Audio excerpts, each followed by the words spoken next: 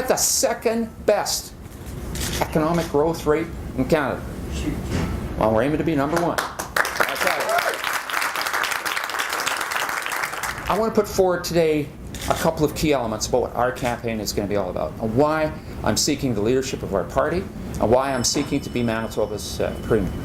I want to start by saying we're going to be talking about our party, the New Democratic Party, which is an important part of this province. We're going to be talking about our Manitoba. We're going to be talking about the great diversity of this province, the ethno-cultural diversity, the diversity throughout the province in terms of different areas of this province. We are going to be running a positive campaign, an ideas-based campaign, and it's three goals here. We're running to win the leadership, but just as importantly, we're going to make sure we have a united party, and after that we win the next provincial election. I'm going to talk about the elephant in the room. Everywhere I go, I get asked about the PST. And I'm not going to tell you what I said or didn't say at a cabinet meeting, or what I thought or didn't think. I'm not going to tell you anything other than the fact that as the minister that spent the better part of the last year and a half going around this province, talk about infrastructure needs, talk about needs for flood mitigation. We're looking at the need to invest $1 billion in flood mitigation. I want to tell you that we listened to Manitobans in one respect when they said infrastructure was a top priority. But there's one thing we didn't do. And we did not go to them before we made the decision. And I can't tell you how many times I've heard from Manitobans. I've talked to people who said, you know, things are happening on our roads, and it's important to deal with flood mitigation. But they said, you should have come to us first. So I'm going to talk about the elephant in the room, and I'll tell you right now that if I am elected premier, one of the first moves that I will make is to allow Manitobans to have their voice through a referendum on the PST. And I want to stress again, I believe it was the right thing to do to bring in the PST increase. It's the right thing to be there to rebuild our core infrastructure and provide flood mitigation.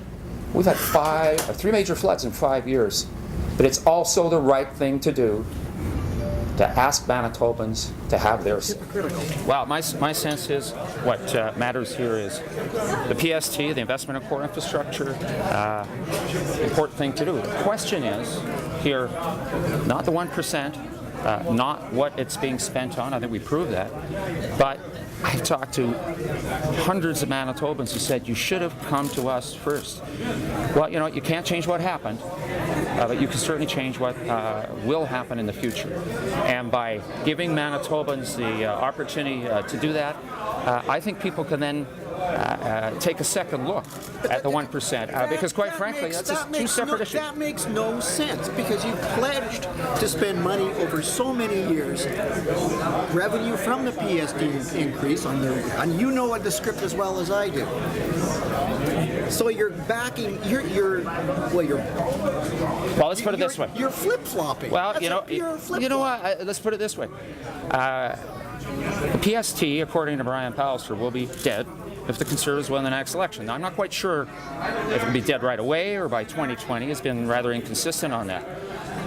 You know, if you really want to have the PST as an option for Manitobans, you need the support of Manitobans. And I've gone throughout the province, and I've had people tell me, even to my face, directly, they've said, look, you know, I can maybe live with the 1% and the investment in infrastructure, but you didn't go to us first, and you didn't give us the chance to have our say.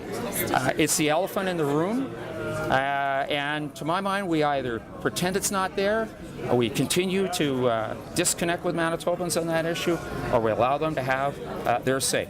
So I continue, and I will continue to say, infrastructure is top priority. It's the right thing to do. The difference in this particular case is, as candidate, I've indicated if I'm elected as premier, let's let Manitobans have their say. I've heard that from Manitobans throughout the province, and that is the clear message.